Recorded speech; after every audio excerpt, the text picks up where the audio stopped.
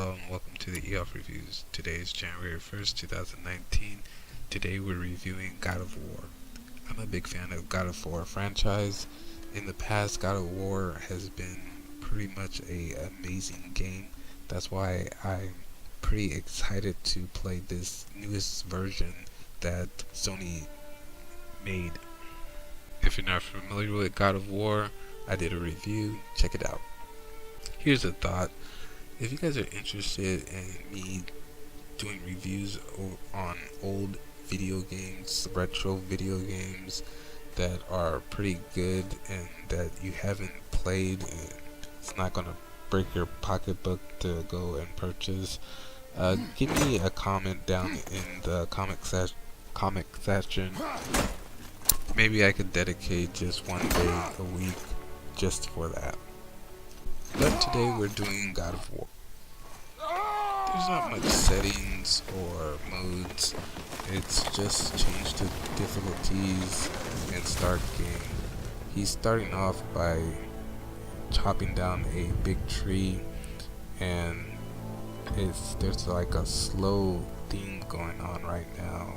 Slow music.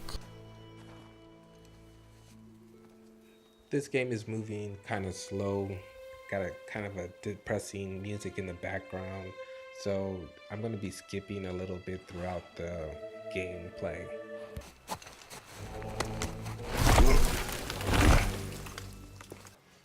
I jumped ahead a little bit. It took him about 5 minutes to take that tree to the river. This God of War is moving kind of slowly. Previous God of Wars did not really move this slowly. They pretty much had like a short clip in the beginning and you were fighting all through the game pretty much. This God of War seems like it's more of an emotional type God of War than we have seen in the past. While I play, I'm going to try to read some of the reviews that I found online. Set in a new world, North mythology inspired world, and stars a familiar but although reimagined character, God of War, fish out of Greek water tale, is a non-stop whirlwind of emotion. It's all framed by one continuous camera shot that never cuts away or takes the focus off the heart of it all, Kratos' relationship with his young son Atreus. But the story also encompasses a indomitable supporting cast, a glorious world consistently rewarding to explore, and immensely satisfying combat. I'm moving down a couple of paragraphs, but this is the same article. Kratos' signature weapon this time out is the Leviathan Axe, which is one of the best weapons I've used in recent games. It begins with a light and heavy attack but can be upgraded and given new abilities throughout your journey. It is a lot of fun to chop and slice through hordes of foes with, but I rarely enjoy a weapon more than when the axe is flying through the air. The article continues. The Leviathan acts just like Thor's hammer, and it is so damn satisfying.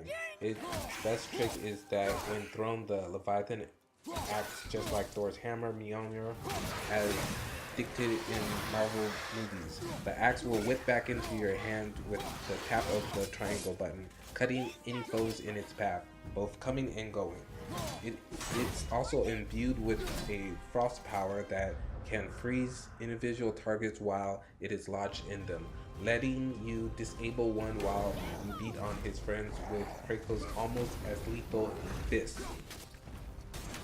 Okay, that's what the article says about the Leviathan axe.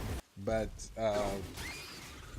playing the axe, I don't feel the same as what the article is saying. The article talks about how great it is and how powerful it is, but I find it kind of weak. I like Kratos' old weapons better. They always were a little bit more powerful, and I guess really all Kratos' weapons in the past pretty much came back to him.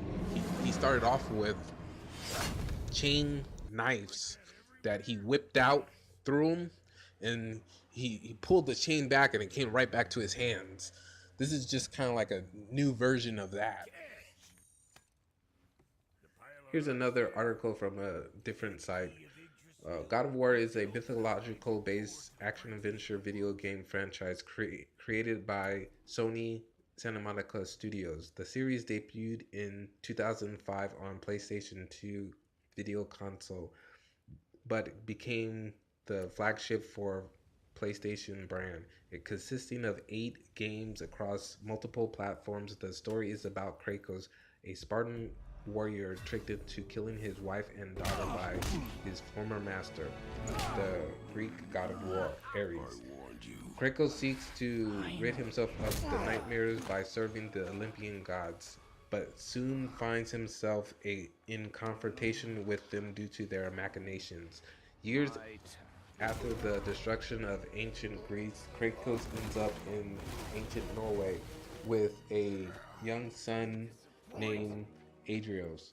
The two journey through several realms to fulfill a promise to the boy's recently deceased mother, inadvertently making enemies of the Norse gods. My final thoughts on the God of War is that it is a slow moving game with a slow theme. It started off with that theme and it continued throughout the game, and that it doesn't hold true to the other God of Wars. It doesn't keep that same legacy of those past God of Wars. So my recommendation is that you don't buy this game. If you go over a friend's house and they have this game, you probably will lose interest after about 5 minutes. Tell me what I want. It stops real simple. With that being said, I give this a 3 out of 10. Thanks for watching. This has been the Eoff Reviews. And if you're new to this channel, please subscribe. And if you like this video, leave a like.